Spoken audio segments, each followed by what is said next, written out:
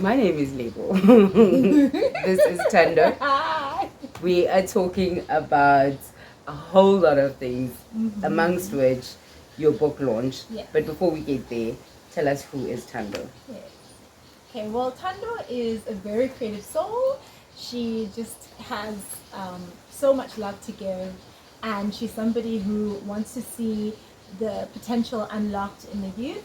And I consider myself more like a treasure hunter, and the ability to see people's potential and then helping them direct that potential and actually develop the skills that they need to support their potential and see them realizing their dreams. So that's Tando. Wow, that is very nice. Were you always that clear about who you are? I've known from a very young age who I am, yes. Yeah. That is very interesting, because a lot of people have to lose themselves and then go find themselves, and then in that process they usually find somebody else and then come back and then be like, oh no, now I'm gonna really go find myself. I love none of that. Well, I mean, for me it's been a journey. I have been on a journey of self-discovery, which brings us back to the book. But I've always known who I am. I think I never really thought that there was space for who I am in the world. And so because of just Wait a minute. That is a big thing to say. Look in there and just explain yourself. Like, what do you mean you didn't feel this space? What? Yes, What I say? mean is that I'm a visionary. I'm a dreamer. I'm somebody who kind of understands things before other people do. And because when you're somebody like that, who's very intuitive, very connected, to the ground, to the earth, to the sky, to the moon, to the spirit world, to everything else, and even to people, it actually causes a lot of people to feel very frustrated, because when they encounter you, they don't see the big picture that you see. They're just looking at the details, and they kind of get caught up in the finer details, and they're like, how will it work? What you gonna do? I'm like, no, it's gonna happen like this, and this is what it's gonna be. And so because I see the end result, I'm able to reverse engineer decision making and processes to start, okay, how do we get now to the beginning to get to that end. For a lot of people, it's not like that. They kind of get bogged down in the details. What are the things in your mind that actually make you do that? Well, for me, I kind of, it's interesting because my mind is very analytical, and so for me, I see a lot of patterns, and I understand the world through patterns and algorithms and how things are connected together. And so the way that I understand is that I'm able to see how all these things are working together, and I'm able to it's almost like a chessboard for me. And that's just like how my mind is. And it's just like I can see what the move is here, what needs to go there, etc. But when you're talking to other people, especially when you're a child, they're just like, what are you talking about? Like, no. Like reimagining things again. So I'm the girl, be like daydreaming and, like always having this little like imagination going on. And people just kind of like, yeah, she's weird. I mean, it's cool now that I'm an adult. Yes, weird is cool now. It's also very, very in. Very, very in. It's very, very hip. So when you described yourself, I mean, okay, so we don't get bogged down with titles, but I feel like we need to sort of go to the titles. I mean, you're a coach and an author. Yeah. And this is your first book. Yes, this is my first book. Hopefully first of many, right? Well, it's actually, to be fair, I did write my first book when I was 7. But it was a tiny little children's book, and it was called Get Up and Other Stories. Yes. And you can imagine the handwriting is terrible, and the little pictures. Where is that book now? Can we republish it now that we know how to? I love that sentiment. I can go and have a look for it at home. Yes. I think wouldn't it be quite cute? It's just a little like maybe 5-pager children's book. Yeah. But that was my first time actually stepping into storytelling. The world is ready. The world is ready for the Tando of. I'm excited because I've been wanting to write. It's really funny we're having this conversation because I've been wanting to write like a series of children's books. And like I actually forgot that was my first book ever. And obviously it hasn't yet been published. This one has, but I'm definitely feel like it's time for the stories to get out there. What would little Tando say if she was? What would little Tando say? Little Tando would say, she would be so proud of me. Yeah. She would just be so happy for me. Oh my goodness. I can just see her like she would be like little pigtails running around like. Ah! That is amazing. Yeah. That is amazing. She would just be so happy. She'd just be really, really happy because she would understand and she would see like the vision is real. She's not just making stuff up. Like this is actually the vision. Oh my goodness. It's an actual reality. Sure. Okay. Wow. Like being that for little Tando, that's awesome. Now you have to publish that. Yeah, I know, right? You have no choice now. I mean, Talk to me a bit about Tando the Coach. Yes. Where did that come from? How did it come about, and how is it showing up? Well, what's really amazing is that I've been doing a lot of community work my whole life. And I was doing it when I was in school, I was doing it when I was in university, and then I was doing it after university. And so I've always been doing community work. But one thing I've always wanted to be able to do is to serve the community in a more effective way. I talk to people and people say, oh no, I feel so hopeless, I feel so helpless, what do I do, da, da, da. And I just kind of was like, there has to be another way of looking and approaching things, but I don't know how to help you get out of being stuck in this moment. So here we are with solutions, soup kitchens, things like that, doing these projects, teaching kids in the squatter camps, doing all these amazing things. But then I'm just like, but the mindset hasn't changed. So we're giving these amazing resources to people whose mindsets haven't changed. You know that idea of you have to, you know, what's the difference between giving someone a fish and teaching them how to fish? And but then what's the point in teaching them how to fish if they still see themselves as being poor? They still see themselves in that poverty mindset. And so when I started to understand for myself that there's this poverty mindset, that I've been seeing myself in a place of lack, I understood that other people must be going through the same thing. And I was like, my goodness, yeah. Let's do this coaching thing. Yeah. Wow. And so your book and coaching. Yeah. Let's put it together. Yes, yeah, a beautiful marriage between the two. Definitely, my book is a DIY coach yourself at home. Okay. I wrote it during the pandemic, and a lot of people that I was speaking to, friends and other people while I was in Southeast Asia, would just tell me, hey, like, I just don't know how to, like, I've got all these thoughts coming through my mind. I feel so, you know, much anxiety, so much fear and all these things. And it wasn't enough to just listen to your friends' stories at that time. Like, I wanted to do something to help them, but I didn't know what I could do. And then I was sitting there and I was thinking, okay, I was sitting on so many Zoom calls and just trying to listen to people and trying to give as much support as possible. And then I was like, wait, hold on. I can actually coach you through this book. In fact, I can coach everyone through the book. Right? The book can actually get out there. It's a do-it-yourself, coach yourself at home. It just has amazing, wonderful tools to help you unlock your mindsets, unlock those patterns that you're stuck in, and how to actually step into a hopeful future. And I do it in such a way by telling a little bit of my own story, and then by giving people activations at the end of every chapter to be like, okay, now you do the work. Nice. I've done the work, now it's your turn. Nice. Yeah. Okay, now tell me a little bit about the day you sit down, you're like, day one, writing this book. Yeah. Me and my pen, dear Tando. Like, what's that like? It was crazy because I'm not a journaler. And I know a lot of people are natural journalers. I'm actually a songwriter. So instead of journaling, I write songs and poems. So I'm a poet and a lyricist. And so that's how I kind of process my whole life. And that's kind of like the record of my life is the songs that I've written with the different stages of my life and what I was feeling, what I was going through, etc. But I really, really just felt this deep need to be like, let me do something completely out of my own comfort zone. Let me journal.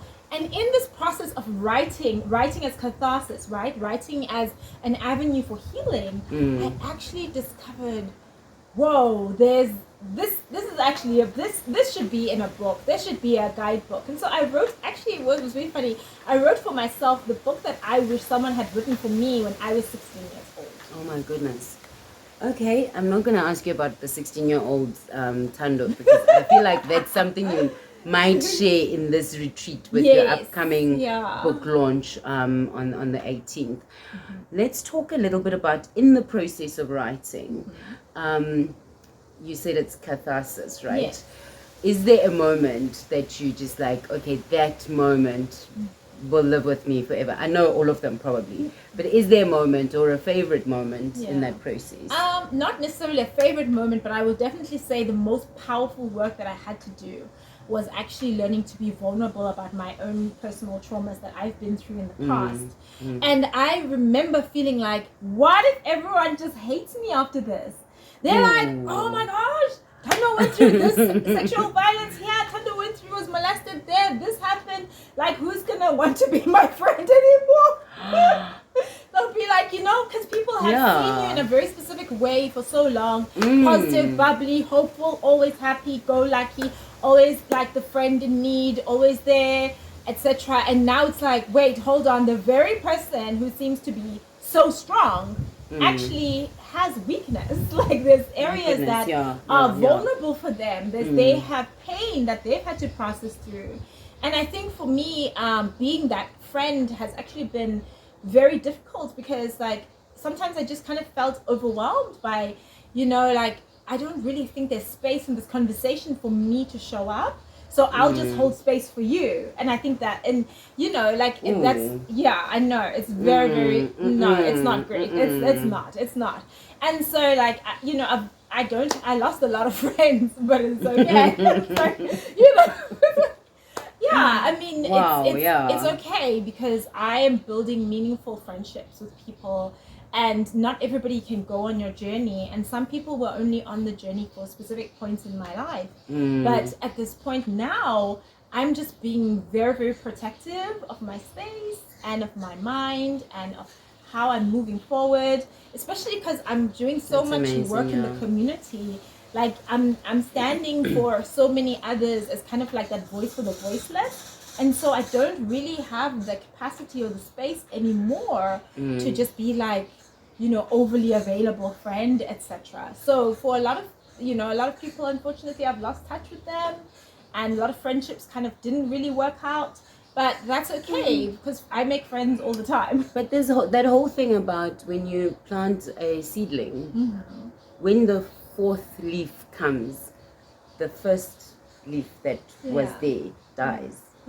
So that cycle of life and death and renewal and all of that is constantly and always happening. I feel like as long as you're not leaving it at a place where it's like hand signals and like no, it's fine, because sometimes people walk out for a time and some come back and some maybe not, and you know, and that's okay. There's that whole seasonal thing I'm and just stuff learning, like that as well. I think for me, I've been on this part of this journey of self-discovery has been a journey of learning to let go of people, of countries, of places, of dreams, of hopes. Bro, you're letting go of countries, huh? Yeah.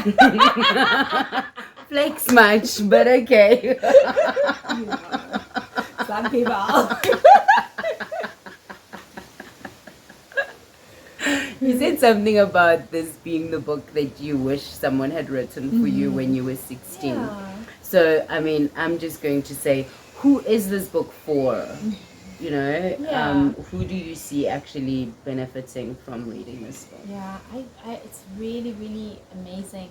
I've been doing these book launches even when I was in Southeast Asia, and just men will come to the book launch, women will come, you know, they'll come with their daughters, they'll come with their sons, and, you know, elderly people will come. Just, I think, it's funny because I wanted to write a book for all ages. And that's why I don't, as much as I have my story is kind of like a point of departure more than a centering around me. Oh, wow. Because I actually really, really want to write a book that somebody can say, hey, you know what? I want to learn about gratitude. I want to embrace this journey of gratitude. I want to have a mindset shift. I want to shift perspectives. I want to break out of whatever I'm stuck in. I want to grab a copy of this book and work through it, you know. And even when I speak to like the gentlemen who've read this book, they just say, like, for them the story is not offensive, you know. I'm writing it from my perspective as a woman, but it's a story that everybody can kind of find themselves in. Wow. Yeah, That's amazing. So I think to myself, you've mentioned gratitude a couple of times. because I've read the book, know that that's a huge part of it. But talk to me about what gratitude has meant to you and what that practice has been. Wow. I think, wow, it's a very sobering part of the conversation, but definitely gratitude is the central and focal point from which everything flows. And I've learned that gratitude is not about favorable circumstances. It's not about having your comfort zone or having the things that you want to have. It's about learning how to value and appreciate what you already have and understanding what that means. That other people, yes, they may not have or be as fortunate or have as much privilege or access as you have, but there's so much that you have that makes your life so much richer. The people in your life, the places that you have access to, the fact that you have a place to sleep and a roof over your head. It's those things that you take for granted that we actually need to be grateful for, because in your gratitude it actually allows you to, if you just to see your dreams come true. I don't know how to explain it. It's grow, almost like it draws to you the things that are in your heart, because gratitude is a position of humbling yourself and saying that I'm not going to be entitled in this moment. I'm not going to be prideful. I'm not going to make this all about me. I'm going to say, what are the things that I have to be thankful for? And I'm going to lift those up and I'm going to be thankful. I'm going to express value for those things. And then what you find is that in that space of shifting your mindset, you just learn to let go. You get set free from things. And it's so powerful. It's just Okay, that's fine. Get the book. You'll learn more Yes. about this in the book. I think there's one more thing I feel before we talk more details about the launch. This is one of my favorite lines from the book, right? Okay. It's not a line. It is basically the concept of being in the presence of unconditional love. Yes. How did you discover that? So, it's been such a journey. For me, I've definitely had, like I mentioned, I'd had trauma before, right? And just things that I've had to work through and unpack with therapists and coaches and counselors, and just kind of walking through my own journey.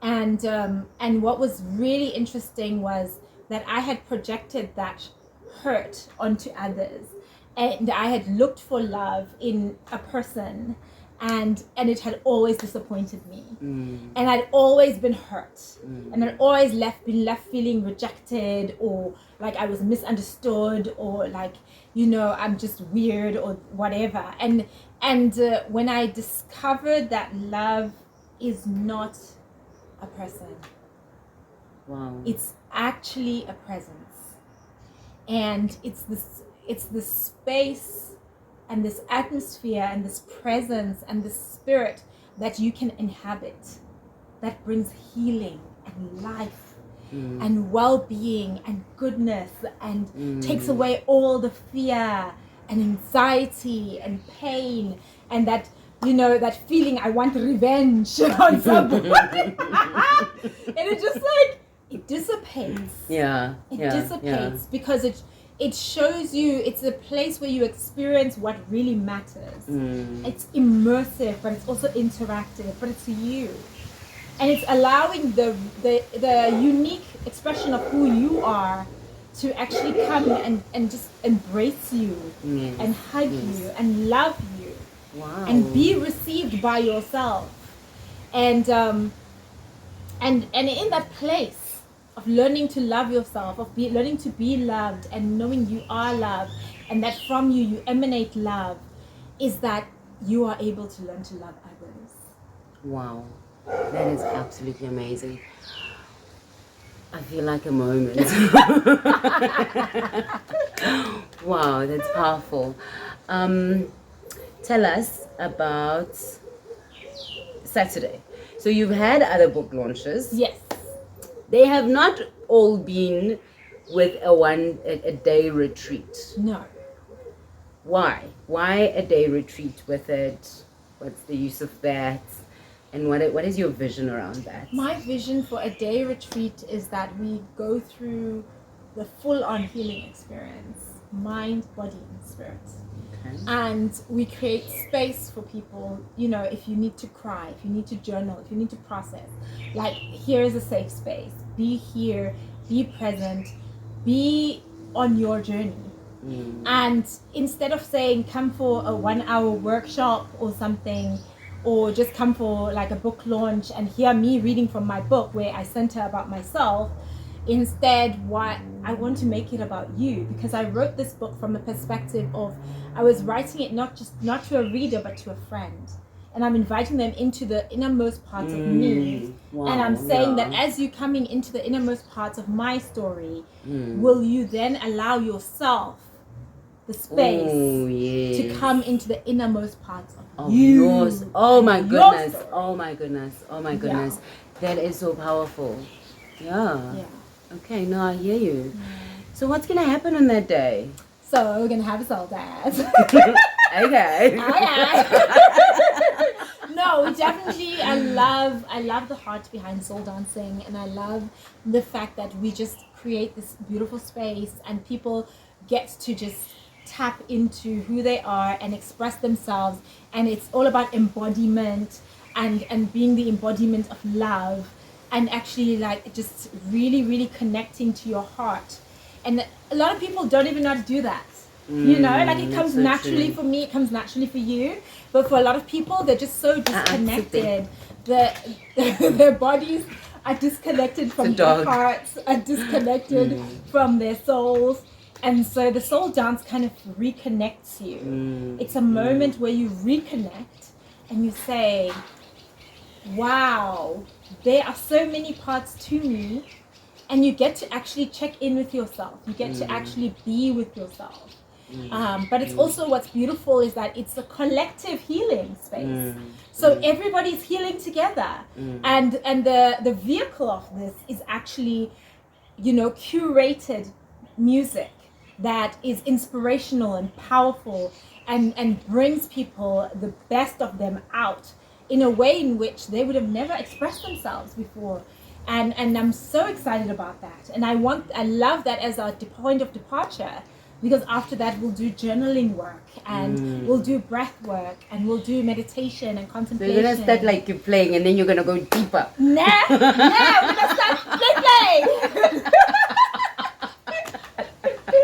But that's beautiful. I love that. And then just like kind of bring it all together at the end with a vision casting.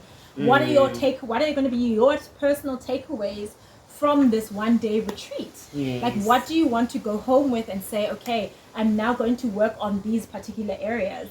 So it's just kind of like coming into a one day space where you have coaches and you get to interact with them. You get to learn how to coach yourself. You get to walk through your own journey of self-discovery and even start it. You learn how to tell your own story. You learn how to occupy agency for your own story. And you also get to have fun. Like, we are so much fun. Get a book. And get a book, yes. And food. Yes. Wow. And lots of workshops, multiple workshops the whole day through. Nice. And just really, we want to focus on the individual. And, you know, a lot of people expend their energy in service to others, their family, their job, their community groups, etc., their faith. And so we just want to give a day for everyone to come and make it all about you. And it can be a family. It can be a family. Multi-generations of people in the same family who want to experience a healing process together. A reconciliation friends, friend groups. You know, that kind of thing. Just a day dedicated to self-care in a way that goes deep within you. And it goes deep within you. And it's not about surface level self-care or like bubble baths or whatever. You know, we love those. Bubble baths are getting a bad rep. I love my bubble baths. But that's not the point. The point of the day is actually to be like, can we go mind to your body, to your emotions? Can we heal the whole thing? Can we reconnect you? Can we allow you to want to become centered as a person and aligned to your vision and your purpose for your life. Wow. And for a lot of people, they powerful. can never afford the level of coaching that is about to be released, because these, we're coaches. It's expensive. It's like, but we want to do it for one day and give the gift of ourselves and allow people to receive the gift of themselves at the same time. Wow. Yay. I want to jump up and down.